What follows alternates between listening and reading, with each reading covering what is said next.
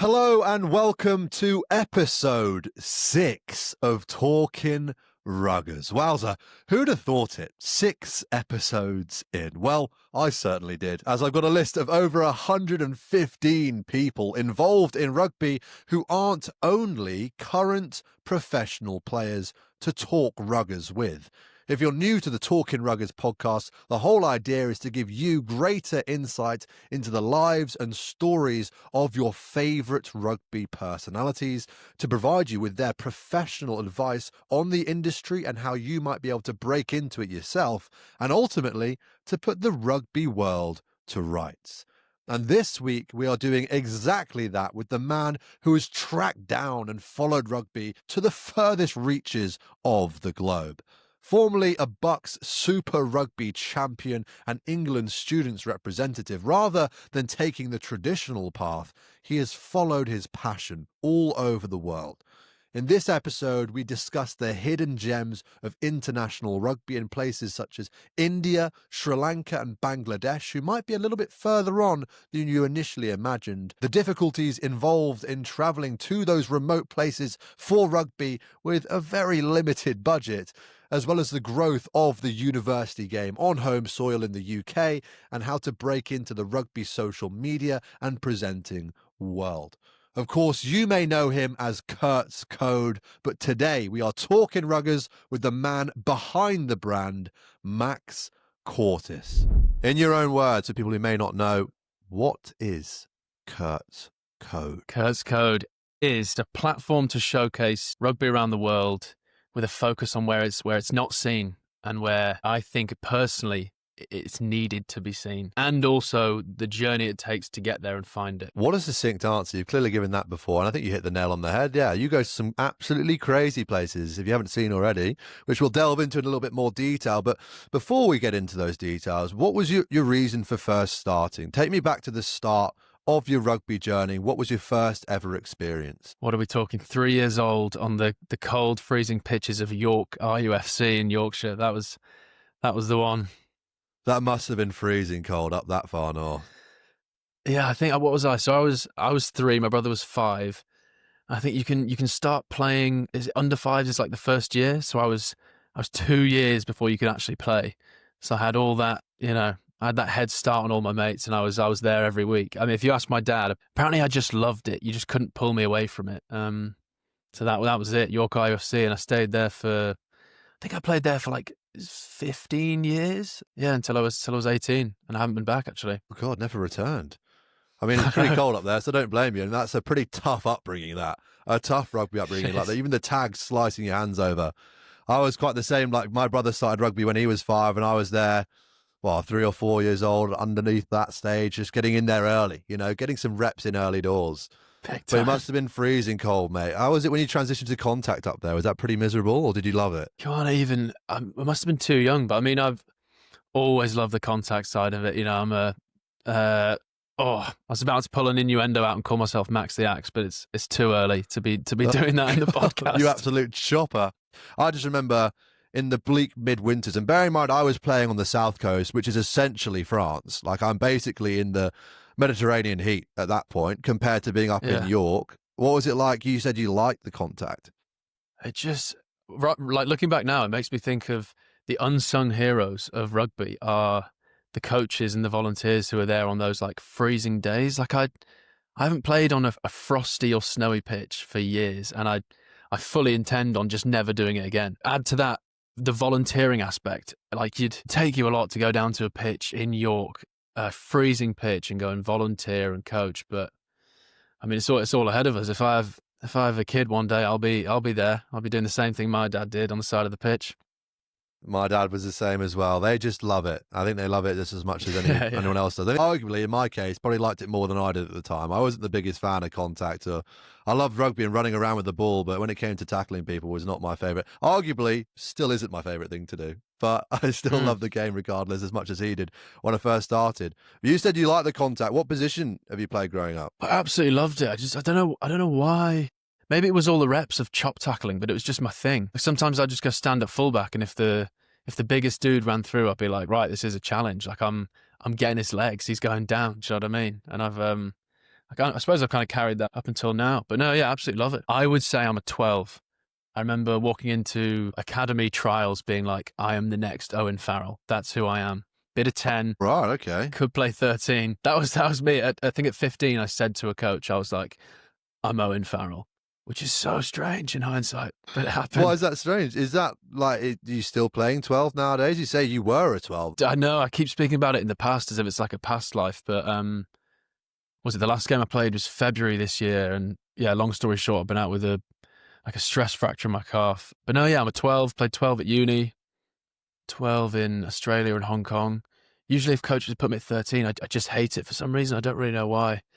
And even worse is on the wing. I played one singular game on the wing, or 2 games for Exeter Uni, and I just kind of hated it. Felt completely out of place, and I'm too slow as well. Just too slow. I've been at 2 different trials before. One recently, I was, long story short, doing some social media for Rugby Victoria down in Melbourne. And basically they had a state selection tournament, and a load of lads got injured. And they were like, have you got your boots, mate? Do you want to get on? I was like, too right, I do.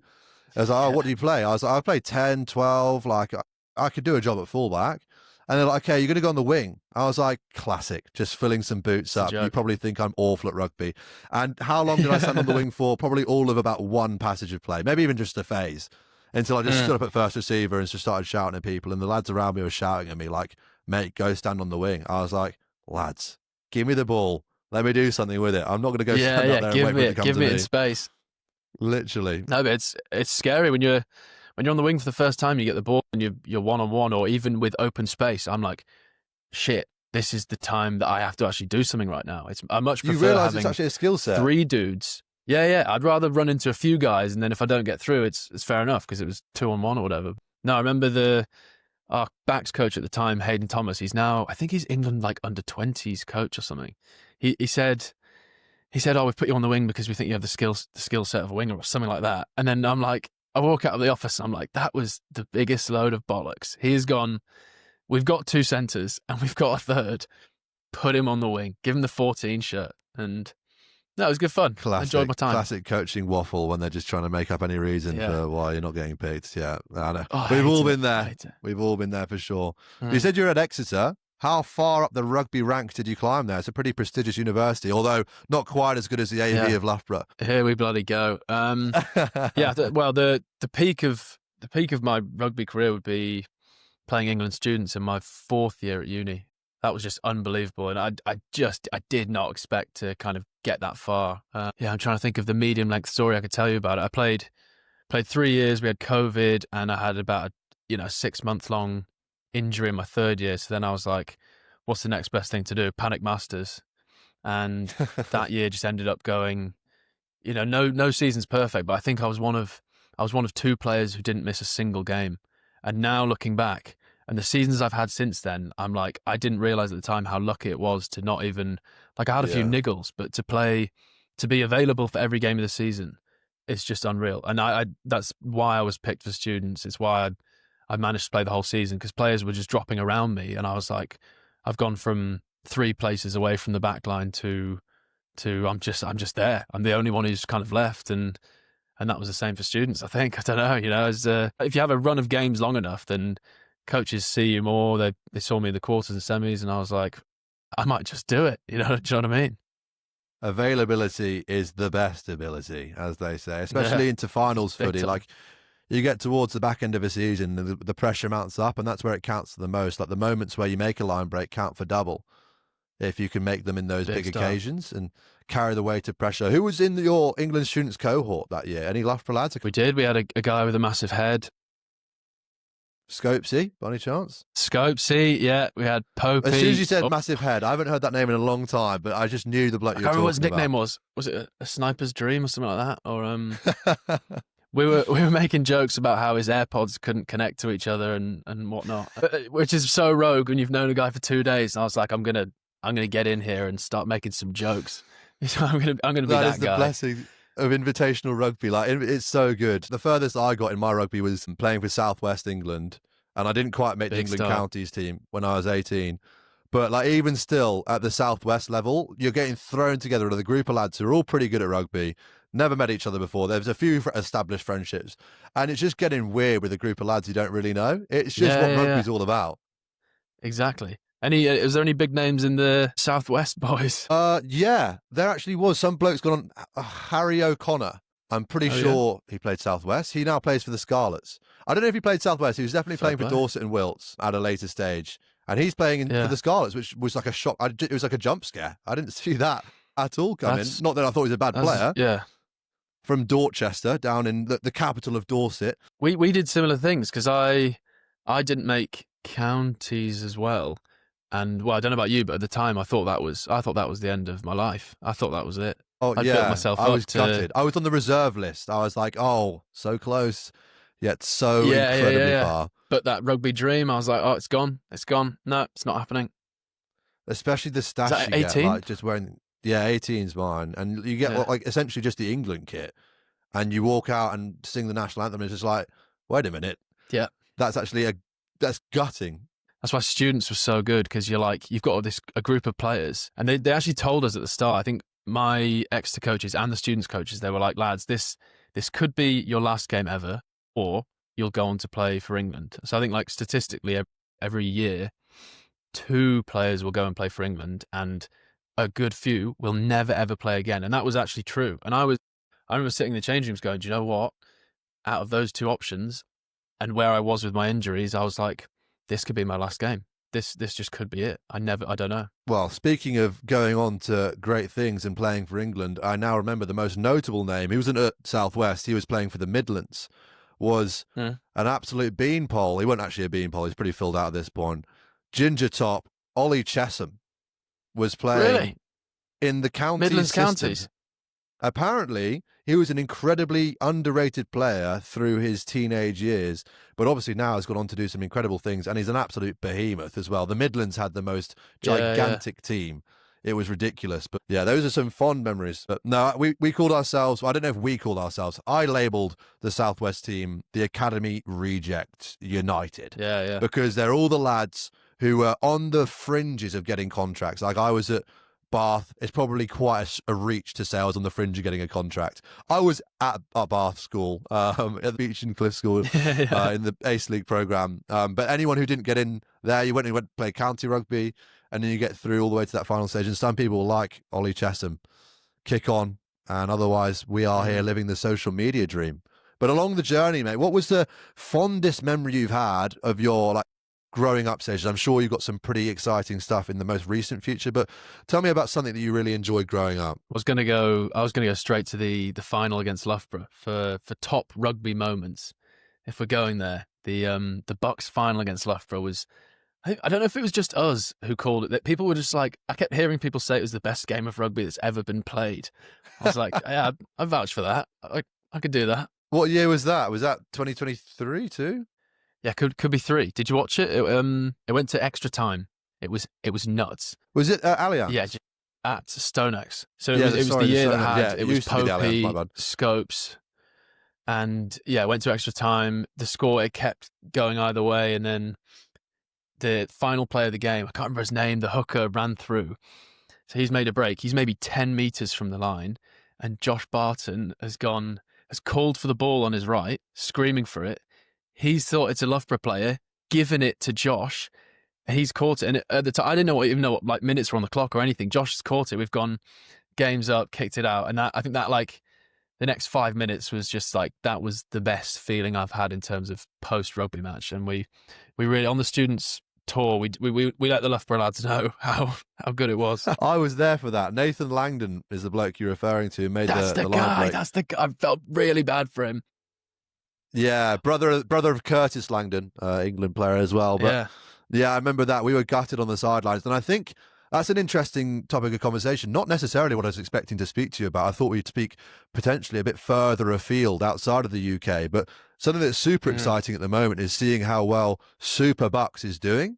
The crowd that was drawn into the Rec for the Exeter clash a couple weekends ago was unbelievable, and people are saying it's growing at the extent of university football over in America. Yeah. We used to speak about that all the time at uni. I think me and Josh as well, we were like, I just feel like Bucks is in this weird stage where people aren't giving it like the respect it deserves. Actually, the players you've got there are way better than people think. It isn't university rugby. This is like academy rugby with the players who will break through and be like big household names. And I don't even watch much rugby. And I was watching the Exeter Bath game, and it was nuts. That was closer to like college sport, and I think that's where it's going to go. It has to. It's an interesting like situation that rugby finds itself in. But first and foremost, like the atmosphere at those games is ridiculous. Like it's hostile, to say the very least. The Loughborough versus Exeter is quite a big clash usually in the university systems, and I remember like it got boiled over at that final. On the sidelines, lads came out of their seats and went down to the gantry or down the front at the Stonex, and it got a bit feisty. Abuse just hurled at me from the sideline, which I find quite funny, but I cannot repeat what was shouted at me from the sideline. I love it. I always, ever since I started doing the game day vlogs, I got a load of stick. I remember playing at Oxford Brooks, not Books, and some lad told me after he dumped me on my head to level that up. And I was like, that is genius. That brilliant is genius. Chat. Brilliant chat. I can applaud you, sir. Good on you. I had no response either. It caught me off guard. I was stunned. Yeah. I was, if anything, quite shocked that someone knew who I was. I was like, oh my God. Yeah. You know who I am. I don't know your name. Give me one of those. Oh, they were loving it on the sidelines. But yeah, it's interesting how that might, change the tides of rugby from like a very face value of the product of the sport. What's your take on the hostility on the sidelines? Do you like it? Is it bordering on football culture, or do we like just applauding every try and the camaraderie of a good old rugby game? No, I love it. Absolutely love it. I think the kicker should have some abuse. I think it just adds to it. Because you lads do not respect the kicker at all. I've seen the clip of the guy from Hartbury who just turns around after he's kicked it, or so. I can't remember what he does. He shushed everyone. Their content's very good. They love leaning into the division and the social media side from Bucks. I think it's something that's carrying it through. But I don't know. I remember when we were there. Obviously there are always loads of issues, but I don't know. On the face of it, I'm like they need to lean into the culture that's there, because it's why it makes it so good. And like you've got there's no reason why at Bath you should have like 50 dudes in Exeter ones just going nuts. Like that's the culture that rugby's been trying to find. I'm like, yeah, lean into that. And then, but I think they got a bit too much camera time in that game. Both the Sops clubs. I felt bad for them. They loved it. They absolutely loved it. I don't doubt it. And yeah, those lads on the Loughborough sidelines do lay into everyone inside. I think the best piece of chat I heard was a hooker was about to like throw the line out in, and someone shouted over to him that his belly was over the line. Just genius. I was just like, oh, brilliant piece of chat that, mate. I applaud you, sir. Good. And you say, like, in rugby, it's all about, you go to battle, you go to war for the full 80 minutes, and then afterwards you shake hands with each other. And that's where my stance is, I reckon, on the sideline anarchy that kicks off at these games and potentially bringing it through, is that, I feel you should be able to fly into each other as long as afterwards there's no animosity and you can take that and, shake hands with each other after the game, which I think most people do, because the heat of battle does rise up. And don't get me wrong, at university, especially when there's loads of booze involved, it does get a bit dangerous. But I think for the most part, there was no like arranged scraps. But then is it a slippery slope? That's the question. But the social media they do delves into it really well. And I think that's the change in demographic that we're seeing here with this young people coming through the ranks. That's where not only on the field, delving into the stories of younger players like they do with all these American football documentaries going out to universities. I think the same sorts of things happening now with the growth of social media and the access to just cameras and all that sort of stuff. But then if you bring that off the field as well, where we need to get younger people into the game, I don't think it gives up rugby's roots. I don't think you're deviating too far away from the sport to start incorporating these rivalries like Saracens are doing, not being afraid to be the enemy and to be the villain in the story. And I think if you bring that through the university system as almost like this like space to trial things out and give them a shot, I think that might be the space to do it. Yeah, I can definitely see a stage where like university sides have like fan bases and kids are growing up and going, can we go to the university game or, something like that. That's probably what needs to happen next. Not that it's their environment. Not quite for the kids, I can't imagine. Actually, but maybe not. Younger age group, 100%. But that's the real challenge, going back to the start of this tangent of a conversation. The real challenge that it faces, I think, is the number of professional contracts there are out there, or at least semi-professional contracts, with the difficulty of rugby financially and clubs folding. Like, I think the fact that like 3 clubs folding over the past 4 years means that there's 90 less contracts for players. That means there's 90 less stories that people care about coming up through the university system. Like, it's all well and good loving like Charlie Titcombe, for example, who was at Loughborough, gone on to play for the Scarlets, on for Leicester Tigers. That's great because you can follow that story right from the start, especially with the abundance of social media nowadays. But if there's nowhere for him to go, why should anyone care about his story right at the start? And that's the problem. But that's what we're seeing with Worcester, for example, on this tangent. They are Premiership contracts rejects United, because there's just a bunch of like uni lads who've all rocked up, plus Billy Twelvetrees and a few old dogs, Matt Kovacic included. Yeah. But they're just gone there and they started ripping up trees. And it's good to see that there's an opportunity for these uni lads to start to actually kick on, and these stories become more important, I suppose, for want of a better word. Yeah. No, I'm not the most well versed to speak about all of this, but I've seen especially from Exeter, I'm like, the amount of lads who in my opinion should have made it and didn't. You're just thinking, if they can't make it, who's doing it? Like, especially at 21, 22, unless you're already firmly in an academy, there's almost like no way. Yeah, it's tough because just the financial state. I mean, like, at the end of the day, it's a place of employment. They're not just going to start hiring people willy-nilly if they haven't got the money for it. But that's another conversation, a situation that we are both helping to resolve in some long-winded way by providing more content to the people of the world in rugby, and hopefully getting more people involved into games. And speaking of which, there's the route of going down playing rugby professionally and getting that contract, or you can go down our route of trying something a little bit different in the social media world and trying to make you professional of that. So tell me, how did you go from playing for England students all the way through to exploring the world, the far reaches of the globe, following rugby? Where did it start? Right. 2018, New Zealand, had my first gap year, and I still tell people, I'm like, that was the best year of my life, just start to finish. I did a whole year in New Zealand. I didn't even really think about it, didn't second guess it. I just flew out there for a whole year, worked at a school called Sacred Heart, easily the best school in the world, and the best rugby club as well, at Auckland Marist. That experience was so good that I knew the whole time throughout uni, I was like, when I finish, I'm going to do 2 seasons abroad. I don't know where it's going to be, but I'm going to do 2 more seasons. And so, when I finished, I was like, right, where do I want to go?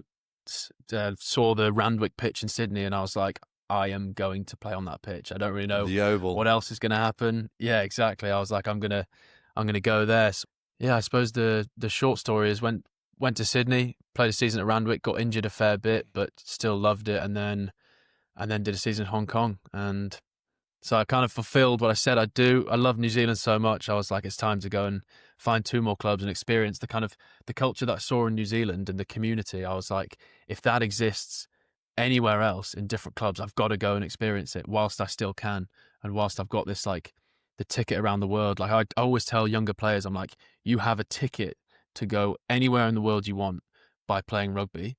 And because of the nature of the sport, that's going to run out at some point. And the average career, I don't know the full stats, but it's not very long. The average professional career is like less than 10 years. So if you're at your best for 6 years, I'm like, go and play in Sydney. Why would you wait and play in Doncaster? No offense. Too right. I mean, I've somewhat been on that journey recently myself, and you really open your eyes up once you go somewhere once, and you're like, oh my God, there's a whole world of rugby out here, especially down in the Southern Hemisphere in NZ and Australia as well. But you've been going far further afield than that, mate. Big star. Should I get into it? Mate, I'd love to know, what's the furthest place you've gone, the most remote place that plays rugby that the world might not know about? Well, the most remote was Bangladesh, but I don't know if you can count that rugby was there, or if I kind of half brought rugby to the schools that I went to. I'd say that Sri Lanka is incredible, and anyone who likes rugby, wants to watch some rugby, experience like a different culture, that's number one.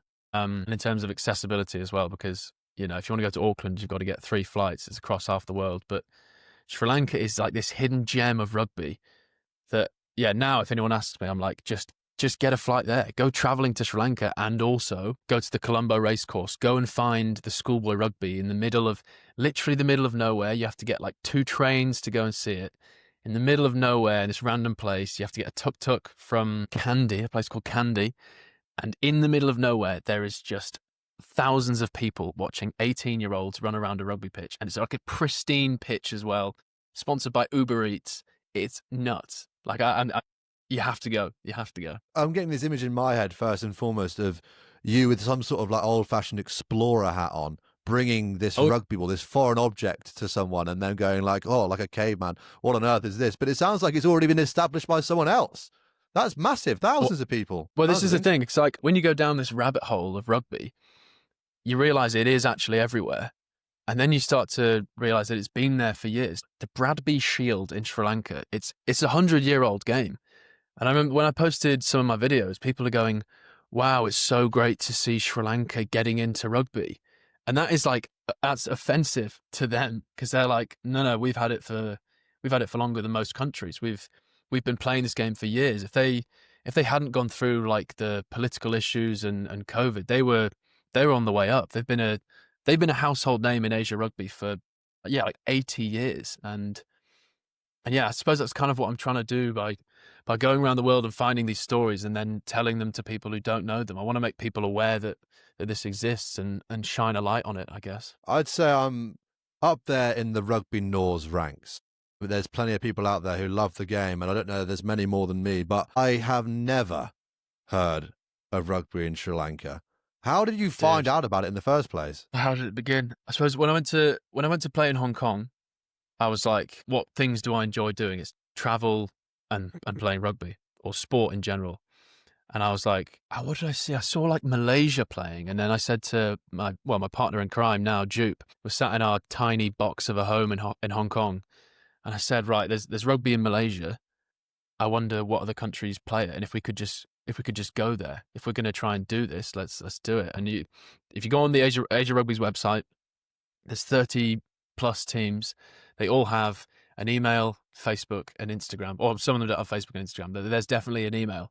So I went through all of those teams and emailed and messaged every single person I could, and I got a singular reply from Bangladesh, and it was we got very well. I say we got lucky. We emailed every single one, so I had to get lucky at some point. But we actually emailed one of Asia Rugby's rugby development officers, and he controlled half of Asia. So he said, yeah, come to Bangladesh for 4 days, come and check it out. And I did a good enough job. And, Bangladesh rugby went from 0 to 100,000 views on Instagram. And they were like, this is great.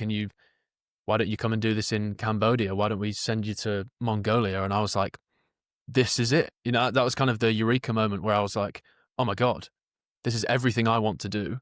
It's not a job yet, but I can break even doing it. And then, yeah, we sat down, started to look at a few more of the stories. And the one that stood out was this one clip of Sri Lankan schoolboy rugby. And you can see behind the pitch, like the crowd is going nuts. There's people are like flooding over to watch it. And we were like, that's nuts. Shall we go? And we did. You know what I mean? Some people don't believe that after we were in India with the Rugby Premier League, which is a different thing, we were just like, where shall we go? Sri Lanka is so nearby. The Nepal game had been cancelled because of some other politics.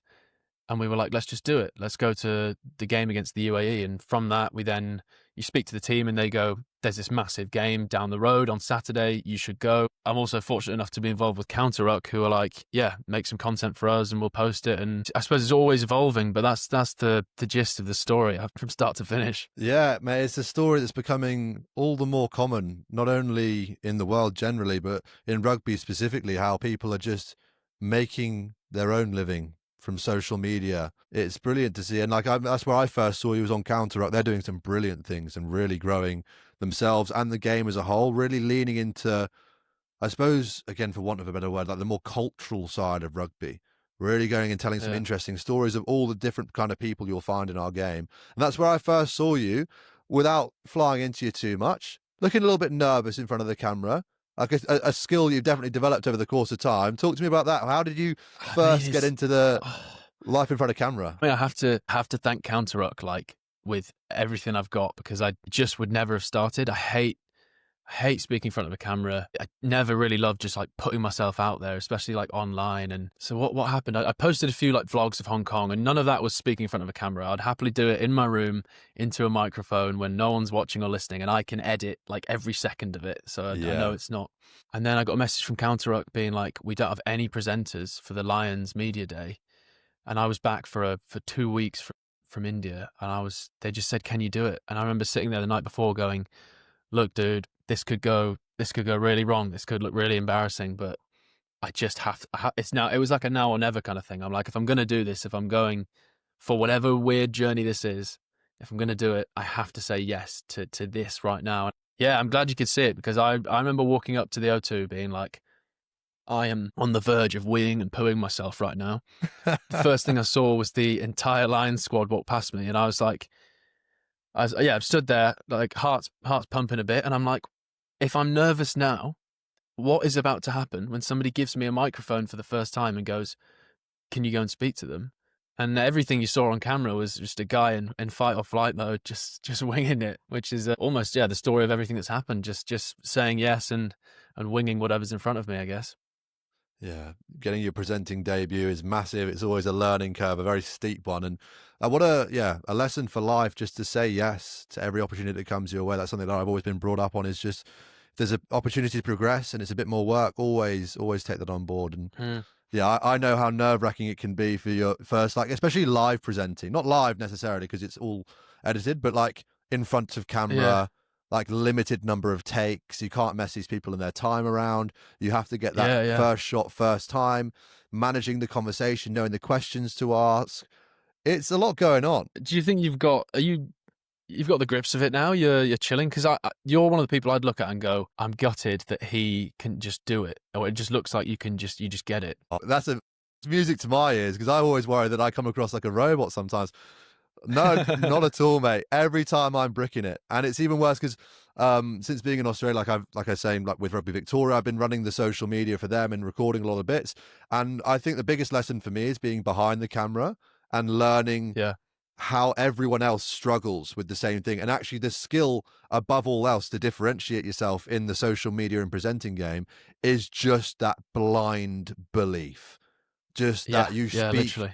with chess, and like you think and worry about all these intricacies of the details of questions you're asking. And don't get me wrong, doing your preparation is everything, and knowing where you want to try and steer things and knowing the people you're talking to and how to navigate the conversations is important. But above all Yeah. else, you're there to speak with chest. You're there just to talk things through. And that's something that I Mm. learned the hard way, much the same as you and yours. I did some content. Well, I was their content creator for a long time at Level Rugby. And I Oh, was, yeah. yeah, supposed to be doing just boot reviews and stuff, because I love my rugby boots. As I said before, I don't know there's any bigger gnaws out in the world than me for rugby. But yeah, I got a job working for them, reviewing product, and it was a dream come true for me. It's again just saying yes to any opportunity, like growing the level up. They reached out to me and they're like, do you want to try for this job? And I was like, no way you're going to pay me to talk about rugby Yeah. boots.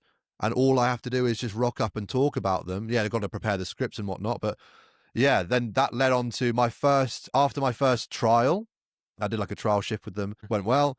I went away on holiday, and whilst I was on holiday, I got confirmation of my first actual official shoot. Whoa. And it was in Cardiff, it was at the Cardiff Arms, and I was shooting content with the All Blacks whilst they were over playing You're Wales. kidding. I've seen the photos. That is nuts. Yeah, and I was like, can't wait for this. And as the days started to lower in number towards the day of the content shoot, I was like, my God, this is actually really starting to it's tear me happening. apart, this. Like, because these are my idols. Like, it was, well, most of all, Richie Mwanga was going to be there. Seven That Reese is is an absolute nuts. baller.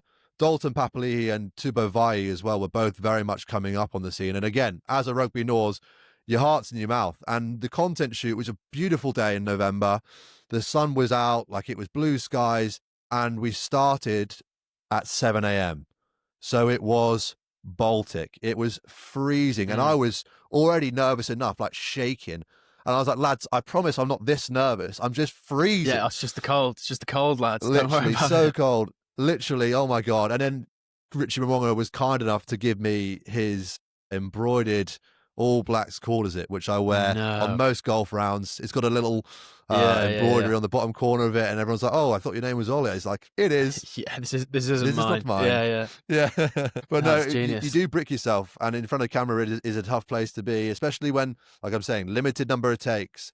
They've done this a million times before, so they know people if they're rubbish or not. I was only Yes, exactly. 22 years old. Like, it was tough. Yeah. I don't know. One thing as well is like in the world of like presenting, the way I see it is like if someone's on TV, they've had years of presenting and getting it right and wrong to be in that position, to be trusted in that position. So why the hell do I think I could ever rock up with no prep, no idea what I'm doing, no prior experience? Why do I think that would ever go well anyway? Which is why it's the deep end, and why, like, people on social media, you think the difference is on social media, you can decide one day, you can just go, oh, I'm a presenter now. Today I'm a presenter, which is just like almost, it's not. But then you've got to have the right level of imposter syndrome to be like, I'm going to try and do this and get it wrong. And to be honest, if I was going to speak about a time I got it wrong, I don't mind. We did a shoot with Dan Bigger, and it was at Sky Sports Studios. It was in Chiswick. I knew I was going to ask him, or I'd written it down at least, but I hadn't memorized it, and I wasn't anywhere near enough prepared.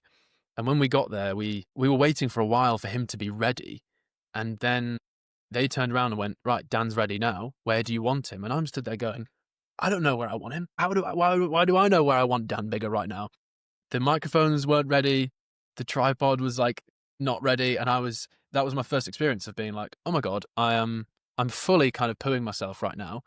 And on top of that, I have to be the person who asks this guy a line of questions. And the other thing I didn't have was my intro. So, if you're presenting, you need to have a kind of intro. You need to be like, hi, I'm so-and-so. I'm here with Dan Bigger, and I'm going to ask him some questions. I just didn't even I hadn't thought that was a thing, because it was like, again, like my first time. So they just go, right, we're rolling. And I was like, I don't know what to say. I think I came out with like, I'm CurtsCode. And I'm like, am I? I don't know. And then had a horrible, awkward interview, and the microphones didn't even work. And yeah, that was my biggest learning curve so far, I'd say, sitting in front of Dan Bigger and just unprepared completely. That's what happens when you go to the deep end, mate. That's why they say, like, earn your stripes, I suppose. Perhaps that really is a thing, but maybe not put you out in live. No, but no, that's like you said about social media and stuff like that. It's a way to, well, that's why I started Level Up in the first place, Level Up Rugby, the coaching account. Like, it was to get credibility that I wasn't going to get through playing rugby. And anyone can come across as a professional in the world of social media. All you have to do is make an account and start making videos. It's free. It's the same with presenting. Exactly. But it's about earning your stripes, and jumping in the deep end is potentially the fastest way to learn at times. Yeah, you can either earn your stripes or jump in the deep end and learn the hard way. And sometimes it's just a fast track, as long as you don't ruin your reputation early on, which clearly you haven't as you've kicked on. But yeah, the improvement I've seen you made from a content point of view, not that I'm an expert in the slightest, but yeah, the skill set it is to be able to speak on command to camera is a tough one. So fair play to you for working on that, mate, and putting out some brilliant content. I'm still, I know I'm still so far off, especially, I don't know, I guess I'm hard on myself, but I feel like I started further behind than some people. Like I really did hate, and I do hate speaking in front of the camera, but I don't know, the feeling you get after always you feel much better. And especially if you've done a good job, or I suppose with what I'm doing, if I'm helping other people by doing this and amplifying rugby unions or charities, then I'm like, yeah, grow some balls and speak in front of the camera, you idiot, kind of thing. But no, yeah, it's good fun. Yeah, when your purpose isn't self-centered and you're doing something for the greater good, and you almost feel an obligation for other people to do it, it almost becomes just a necessity. It becomes just the medium through which things have to be done. And that's what you've really been doing in terms of highlighting all these rugby moments in these remote regions, and the content that you put out. Especially, I saw it when you went up to these games in Sri Lanka. I was like, oh my God, this is really well put together, really well shot. What are some lessons that you think other people would be unaware of through this journey of learning content that you've really picked up real quick? So many. I mean, as you say, the learning side, you just pick it up. Whatever you're doing, whatever you throw yourself into, you do learn whilst you're doing it. But my journey particularly, we've run out of money. We've had plans that are just like the Nepal game just got cancelled, and I'm like, we've got flights there. Our plan was to be there for 2 or 3 weeks, and you kind of have to adapt on the fly. And yeah, I mean, I nearly made a post the other day of how I wanted to say, like, look, this was the first video I made and this is where I am now, because I look back at my first videos and they're just awful. Like some of them posted on Instagram in like 240p, and I watch it back and I'm like, why did I leave that there? Why did I let that happen? And why did I, so many like things went wrong. But yeah, now I see people who start making videos, and I'm kind of, when you kind of smile and go like, yeah, you're in the building phase. It's like horrible and grim, and people are sharing it to their mates and being like, what is this geezer doing? He's a weirdo. And that's kind of the beauty of it, is you've got to go past that phase to be like, you just don't care anymore. Like there's a bigger kind of picture, I guess. 100%, mate. And yeah, you don't know what you don't know at the start. You think what you're putting out is pretty good. And I look back to the start of my horrendous, like, everyone has a rite of passage in the world of social media. And you're talking about lads like Alfie Scopes, for example, who, when I started Level Up Rugby, I was in my freshman year at Loughborough University, and he was in, I think it might be his final year. And I just got loads of stick from the lads. And I think you should have to get stick. Same as I think kickers should get stick. If you're going to put yourself out there, you should be able to deal with criticisms from people. Like, that's the whole point of putting yourself out there. Otherwise, you just put it on a hard drive and it never see the light of day, which is not the point at all. But I think the most important thing throughout that entire journey on social media is authenticity. If you are authentically yourself, and even leaning into the fact that you don't know what you're doing, I think that's why I actually stuck around and watched a lot of your content, because you weren't afraid to go, actually, I don't really know what I'm doing. It's actually, like, it was a whole story. It's like a subsection of the story in itself. And that's just what people care about. Like, content is whatever the audience decides it is. And of course, you're talking about some really interesting things, but also there's your own personal story. And all you care about is growing the game, which is why I think a lot of people resonate with what you do, because you're trying to do it not for your own gain, but for other people's, for the greater good of the game, for the people who are listening to the game's sake. Like, seeing that journey that you go on is a brilliant thing. And staying true to yourself throughout that is the most important thing. Yeah, it's also the hardest thing not hardest thing, but to carry on doing as well, because you're kind of battling. Now people actually start watching and expecting something. I'm like, should I continue kind of joking about it? But it's not just a joke. Like, I'm saying these things. I'm winging this as much as anybody else in my position would.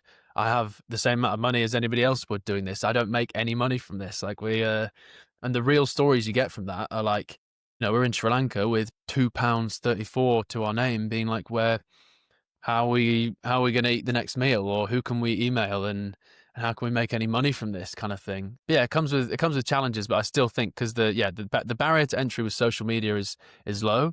So you need to, it's challenging, but just, you've got to get out there and get started and just do it. And as you say, follow your passion. It makes it easier. Yeah, the barrier to entry may be low, but that does also mean that a lot of people are jumping over it, and you've got to try and stick out amongst the noise. But like you're saying, when your heart stays in the right place, and you can already hear it from the fact that earlier on you talk about breaking even. That's all you're really looking to do. It's the same with me. Like, I don't know, I just love the game. I just love talking about it. Like, if I can just survive and live, then that's all I really need, as long as I can keep talking about rugby. That's a blessing, if anything, I can survive off it. One other thing I say as well, the people who are our age who are working, say if I was to get an entry-level job in London right now, I'd be breaking even. Every week I'd be breaking even. And that'd be me living in London. For sure. Yeah, so then I'm kind of like, right, well, with the drawbacks of living at home and having to edit in my parents' house for 9 hours a day, I get to go and do the things that I properly love doing, and I break even. It's exactly the journey that I've been on as well, mate, where, like, I was in that sales role in London, not really enjoying what I was doing. My 9 to 5, well, it was my 8 till 6 job was pretty tough, and then I'd work from 7 to 10 p.m. at night making videos and content, thinking, my God, I wish I could do this all day. But I wanted to pay the bills and, break even living in London. And it's hard to do because it's so expensive. And I got to the stage where I was like, you know what? Don't care about this job. I don't care about making someone else's dream come true. Like, I was just making sales for someone else's product to make their life a whole lot easier and to everything fulfill their dream.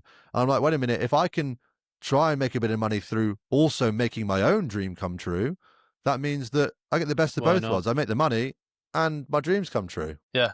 I think it was the same thing with, I was saying how like rugby, you have a limited window to play rugby. Most people stop at say 27, something like that. And in my head, I was like, it's the same with making content. I don't want to be a 35-year-old making rugby vlogs, even though I might be. So I was sat there as well in Australia working in like admin, just doing admin every day. And I was like, I want to be playing rugby around the world, and I need to kind of scratch that itch,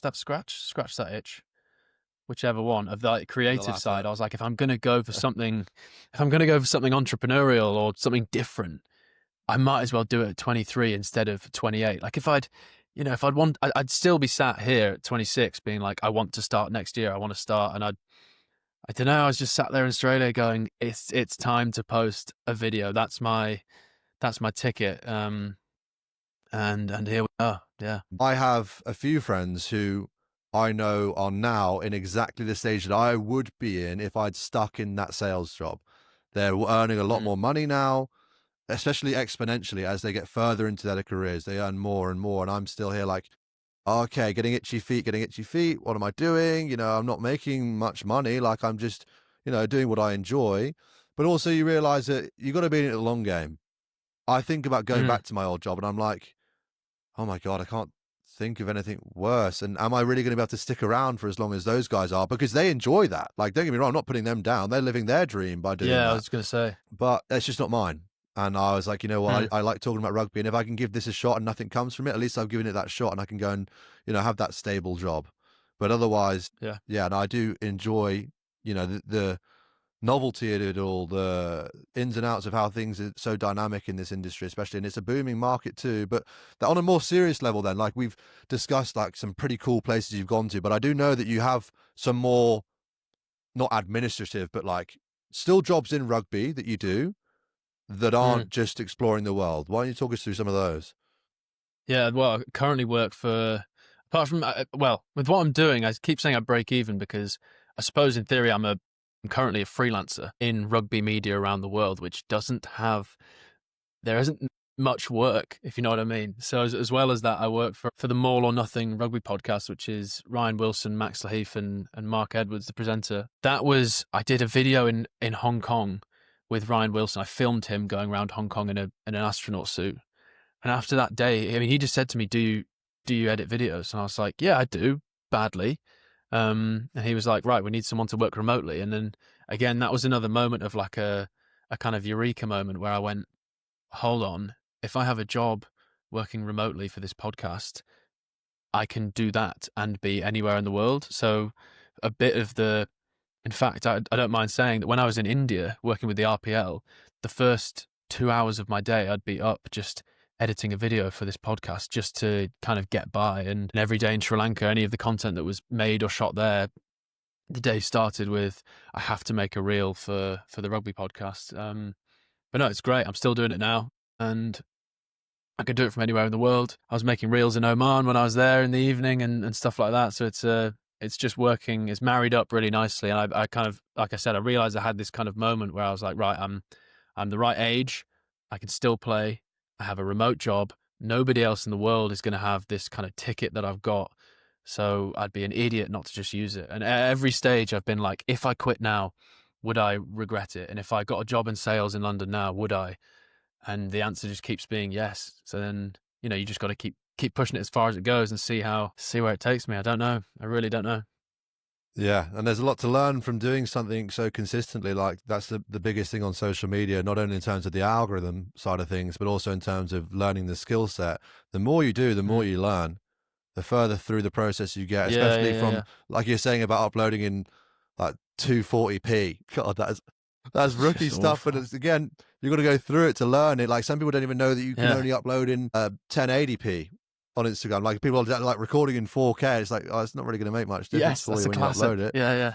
Yeah. All these small things that you learn along the way through consuming a lot of content about creating content, which is a load of that out there in the world. There's so much content for all these different things. How did you come about filming that video for Ryan Wilson in the first place, though? That was just because when I went to Hong Kong, I was like, right, I'm going to be that guy. I'm going to be the annoying dude who's filming his journey and just seeing where it takes me, seeing who watches it. And somebody, because I was at Hong Kong Scottish, And I suppose him being Scottish link came in Right. somewhere, and our manager just said he needs a videographer. Do you want to do it? I was I'm the only guy in the team who had a phone and wanted to film. So there's just kind of being in the right place at the right time and saying yes to things. And yeah, that job has kind of got me everywhere I've gone so far. Just saying yes. Brilliant, mate. Yeah, that's a very opportunistic circumstance to find yourself in. It's led to some It great is. things. It And is. being able to do content remotely is a blessing. Like, you can go anywhere and do it. I mean, in your case, you literally are going everywhere around the world and doing Yeah. it, which is even better. And yeah, having the stability, like, as much as I want to chase the dream and you're going be all crazy like that, I've not got the luxury of a load of financial backing to survive. And oftentimes you have to have that backup job that you just keep on milling over and over and over with until you get to a stage where you're like, okay, let me attack this full time. You move back in with your parents. I keep on trying to convince myself that I'm some sort of Mark Zuckerberg here. Like, no, there is something good coming here. Yeah. I've now finished my job over in Australia. I'm going to go home and just pursue this as a full-time job. So I'm not working on it from 5 to 9 or 6 till 10 whenever I was doing it back in the UK. It's now going to become my 9 to 5. And it's like, oh my God, now I have all the time in the world to do this. Let's see what can happen from it, even just for a year, just to see what happens. It's a great place to be. It's so exciting. But I mean, I don't know about you as well, but I don't want to fully glorify, say, like the things we do, because there's so many days, especially when I'm sat here.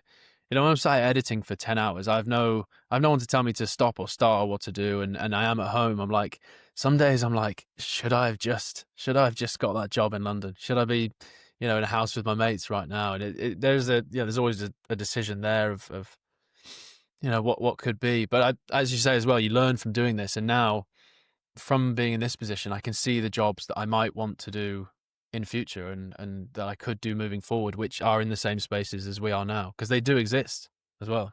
Exactly. Like, there's different paths in life that one can take and ladders along those paths in terms of career as well. And you can't forget that you're still learning skills. Just because you're pursuing what is just doesn't even feel like work, doesn't mean you aren't working. Doesn't mean you aren't learning. Doesn't mean you aren't improving and acquiring a skill set that you can take anywhere with you. Like, that was the thing when I got up to Australia and I had no work. I took my social media skill set that I learned through making content for Level Up Rugby and applied it to local businesses. And you're like, okay, all right, push comes to shove. If I need to get a job, like a proper job, rather, I call it a proper job as if what we do isn't proper job. It's a classic. Yeah, literally. Yeah, classic, literally. But it's just like, no, the world's changing just because there's not this career path. Like, the job that we're sat in right now, if you can call it a job, literally living in the parents' basement, trying to make some videos about rugby. Yeah, but it didn't that's exist what I mean. If 2 you years dumb it ago. down, I'm making some shorts in my parents' kitchen. It's not glamorous, is it? It's not. It doesn't sound it. But pursuing your dream sounds pretty glamorous. That There sounds you like go. a pretty Big high time. level thing to me, making some videos. Yeah. But the job didn't exist 2 years ago. And I think that's a massive thing that's changing in the rugby world, especially, is that, these things are becoming more common now. These pathways are being forged by the likes of us. People need us. But no, I was going to say that, like, I don't want to come across as just a straight up Robin Hood as well, because I was, that period of time where I was sat in Sydney working in admin, I was also applying for sports marketing jobs. And I was like, this is just such a competitive field. I've got no prior experience. I don't know how you would unless you were kind of clever enough to find it, And so then part of the reason I have been doing all this is because I'm like, this is a space I want to work in. I knew I wanted to work in sports marketing, and I was like, I can't find a job. The market is like saturated. The people who are getting the entry level jobs have some really cool experience or have been doing it for years. And so I was kind of like, right, where can I throw myself that is sports marketing and is what I want to be doing? And now I look at the roles that are out there and I'm like, if there is a role that exists that is going to sports matches, filming it, telling stories, I'm like, I'm there. Those are the kind of things that I'd love to do. And whenever this ends, and those are the kind of jobs that I feel more qualified to get now, which, a year ago I had nothing on my CV to do with sports marketing. And now I'm like, I can get my foot in the door with some of the things I've done, which is like a nice byproduct of the best experiences I've ever had. It's like it's a win-win apart from being in Norfolk. Apart from living in the parents' basement, not the nicest place to wake up in the morning. But yes, there are the glamorous sides to chasing your dream, but also the realities of trying to grow the game and do good things for it. But I want to delve now into through your lens of your experience traveling the world to these remote places, all that you've acquired skill set wise through social media and marketing, how rugby could learn from not only your skill set in marketing now, but also from these remote sides of different places in the world. Yeah, it's something I have thought about it a bit, especially with where, like I said, CurtsCode is always evolving, and the bit we love most is the charity work and the helping teams out and unions where we can. Obviously, in rugby, the funding is like this massive issue that no one can find funding, no one can get it, and so you've kind of got to start thinking a bit creatively, which I am on the lines of doing, and looking at teams like Bangladesh and Cambodia and a lot of the teams in Asia who their struggle is finding kids to play the sport. No one is growing up in those countries and picking up a rugby ball. They might pick up a football, which is, I guess, props to whatever football's done and however they've done it. They're charitable organizations. Their sport just grows and grows. And I had to think about it. And not that this answers your questions, but I think World Rugby should tune into social media a bit more. And one of my thoughts was, if they had a kind of a social media internship and they said, like, say you're World Rugby, they go, right, there's 10 spots. We're going to send creators out to these countries to go and say, like, coach rugby, live with the teams, film it, post it online. I feel like, say, like me and you and a lot of the people I know, people who've messaged me on my account, if World Rugby said, we've got an internship, we'll pay for a bit of your flight, can you go and make some content in these countries?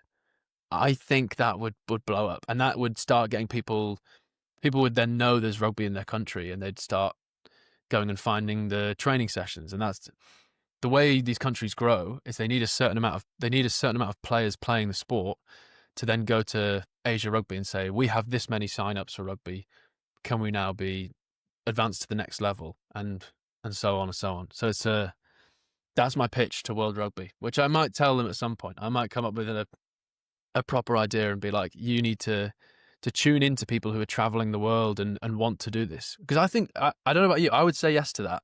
If you'd take me back to my 18-year-old self, I'd say yes. Well, you heard it here first. Breaking news. What a brilliant idea, mate. That's probably the best one I've had on here just so far. That is a great idea because, I mean, you've seen it and it's not like, what's crazy to me, like I'm over here playing Aussie rules football, for example, and even more so than the likes of American football, like Aussie rules football does not exist anywhere outside of Australia, like in the slightest. Yeah. And you forget that rugby is incredible how it's played all over the world. Like, especially bearing in mind how complicated the game is. It's not quite like football where you don't even have to draw a goal on a wall. You can just put two jumpers on the ground.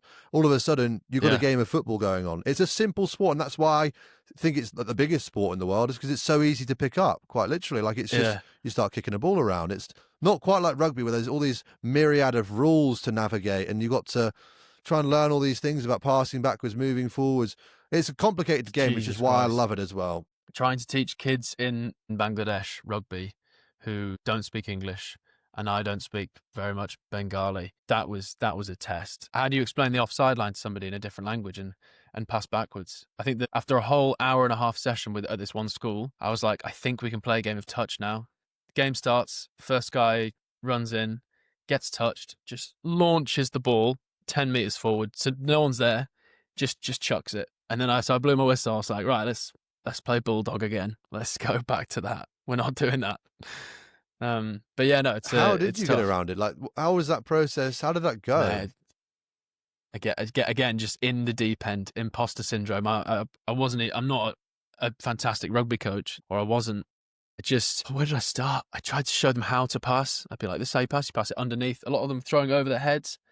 I'd just be like, no, let's pass underneath, kind of like really simple stuff. And then we're doing passing lanes and people are just stood in front of each other. And so I'm trying to have to speak through walking out, passing backwards. And it was fun. And also I got a good buy-in from the players. They were smiling and kind of loving it. And I think a few times they'd do something and I'd be like, no, that's completely wrong. And they'd all like have a little bit of a giggle about it. So I think I went to 4 schools and it was so much fun. Tough sport to teach.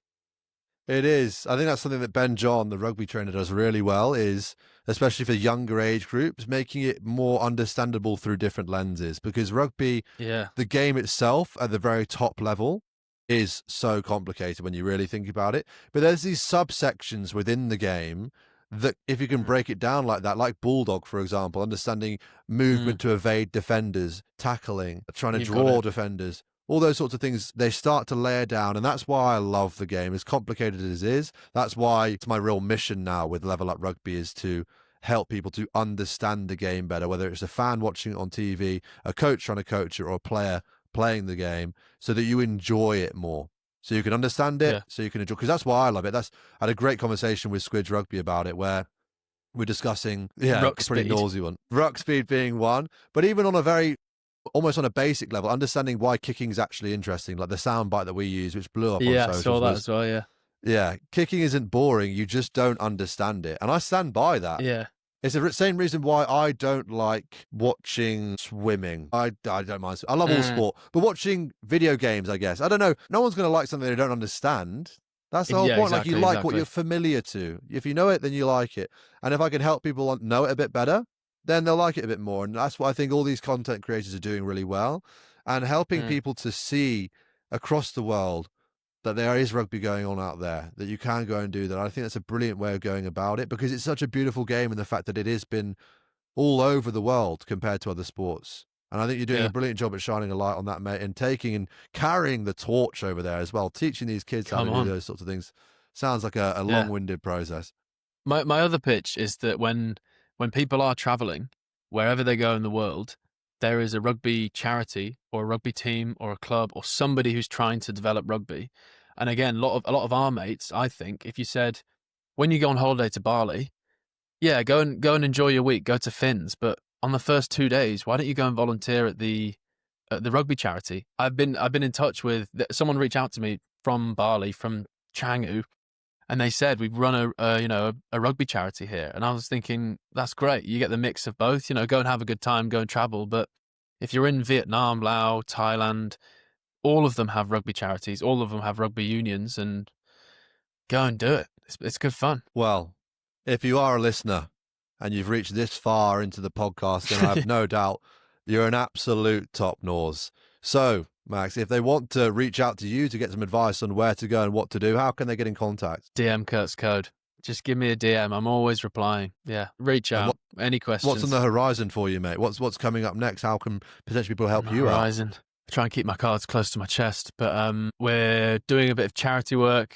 We're going and seeing some rugby nomads around the world, some big names.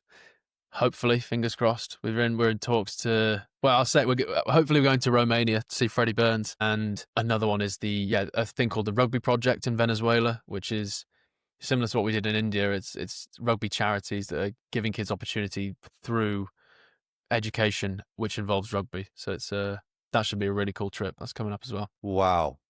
You don't cease to surprise me, mate. I don't know how on earth you're finding these things, how on earth there's even rugby in these places, but you're shining a light on it, mate. You're doing the rugby god's work. So thank you for what you're doing. Thank you for coming on and talking ruggers. Thank you guys for listening. If you have enjoyed the episode, then please head down below, drop a like on it, rate it 5 stars if that's your preferred streaming platform. Subscribe whilst you're there, because there's plenty more guests coming on the way.